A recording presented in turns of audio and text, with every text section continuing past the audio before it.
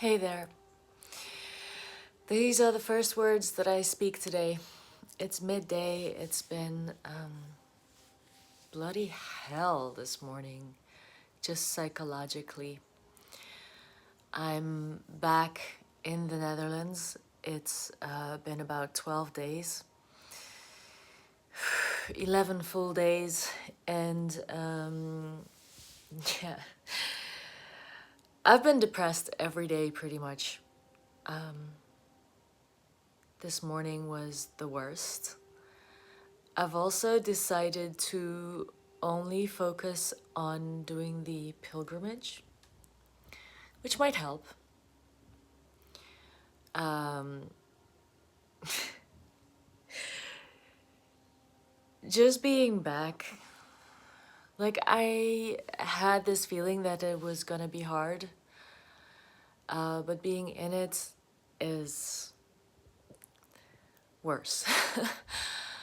And I keep having to decide for myself, like, what am I? Am I identifying with the feelings? Like I do my best to embrace myself, to be loving. So that takes a while.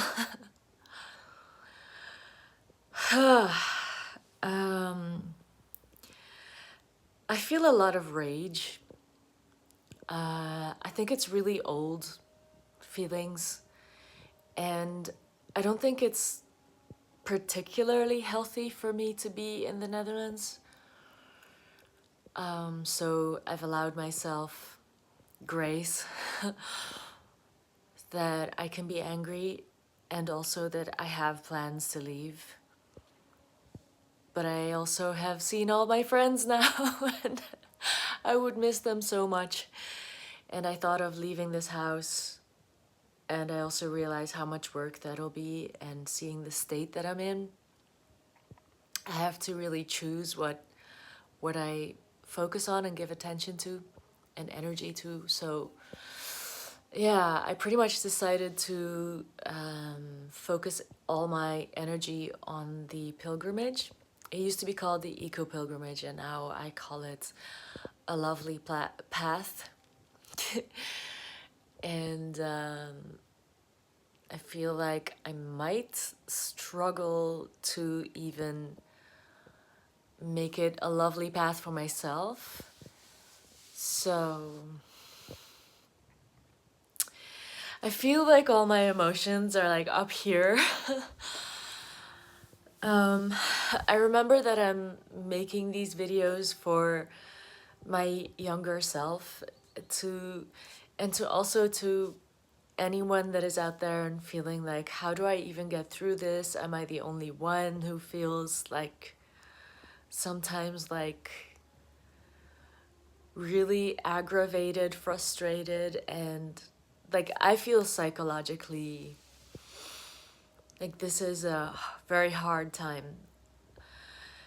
If I tell you very honestly about what I feel like, what it's like coming back to the Netherlands, when I was out in I still don't know the English word for that place in France. Les Vosges, it's Voges. I felt like I was on a boundary, and that coming all the way here to the north of Europe and obviously the northeast of Netherlands, I felt like I was going into an area, a territory that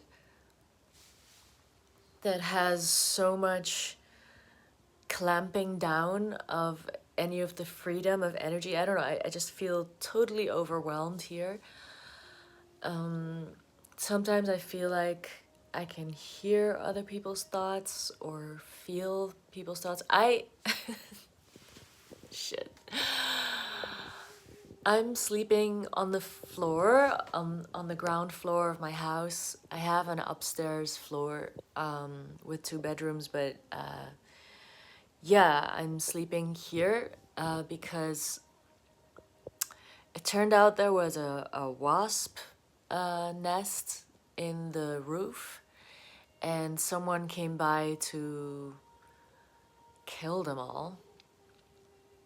Because there were like hundreds of wasps, and it was dangerous because they could at some point like pop through the roof, because they just chew through the material. And if they had popped through the roof, there would have been like hundreds in my room, and which is deadly if you get stung too many times. I got stung in the night once, and I'm just surprised because I haven't cared about the wasps.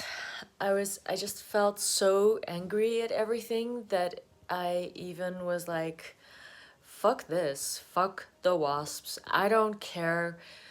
I'm not afraid of them. I'm not afraid of anything. I'm just pissed off. I don't know how to, I don't know what to say about that.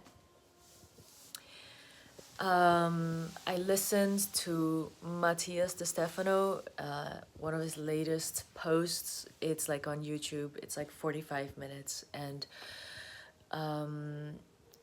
all of the people that are working with the information that he gives, it's like they're not really followers. It's more like everyone has a something they're specifically good at, and by sharing the data with each other, we're figuring out how things should work and why we're here. I know that sounds really vague and big, but I don't know. You go check out his work. It just feels really logical. When you feel the spiritual side of things, it just feels quite logical. And it's, free choice. And it feels good to have all that community. And so, Matthias De Stefano was, in the past months, we've been talking about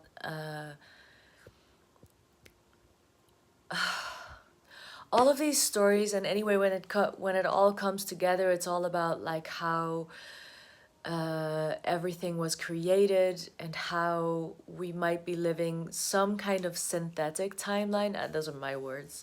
Synthetic timelines, just because there is a structure that's been put on like what people are calling the civilized world, which, you might question that, but like the Western world has this originated from these Greek philosophies about, I don't know, democracy and what is civilized and everything like that. But actually, when the Romans came along, and all of these territories were colonized by the Romans, and they introduced all these kinds of ways of creating a synthetic kind of barriers that then people live within. So one very obvious system like that, and barriered system is the calendar. And so we don't live according to the rhythms of nature anymore, because the calendar is like off. It's like the months are not moon cycles of 28.5 days, but they're synthetic. Basically, they thought them up and said, well, this is how you're going to pay your taxes at these times and within these months. And calendar actually means to pay taxes. So we're all in a kind of mindset of paying taxes to exist. So you could start to follow the moon cycles, which it's pretty easy. You just look up at the sky and see how the moon is and whether it's full or new moon or... And one moon cycle is basically 4 weeks. I don't know, guys. I was saying about, Matthias De Stefano, one of his last videos. Sorry, I got off track. He was talking about we had all been like following these stories of what I'm saying is a synthetic timeline, but like how do you get back to the origin actually of who we are also as a humanity, like collectively. And I think one of the ways is by connecting to the land, because that always follows natural rhythm, and creating according to natural rhythm. But anyway, so that we can, that kind of thing we can learn from the land by being close to the land and close to nature. And it'll make us healthy as well. But anyway, what Matthias de Stefano was talking about is that this old story, it was all about Troy and these three goddesses, wisdom, love, Aphrodite, love, Athena, wisdom, and who's the other one? I think it was Hera. I'm not sure anymore what she represented. But anyway, like Paris got this golden apple and he was supposed to give it to, like he has to choose the most beautiful one, and he chose Aphrodite because she promised him the love, like the most beautiful woman in the world, and that was Helen of Troy. And it was like, and then last few months that Matthias de Stefano has been talking about how what all of these things represent, that they're not people. And it was like the wedding of Helen of Troy and Paris. I'm not sure. I don't know how it all happened. No, that must have been before. So the wedding of, I don't know who, got was disturbed by ate, and ate meant confusion. No, it meant chaos. And then Matthias de Stefano was talking about how out of chaos there comes this kind of confusion and rage and anger, and that this is an energy that is usually either suppressed or it's not really used very well or much to in a positive way. And he was talking about how to alchemize the rage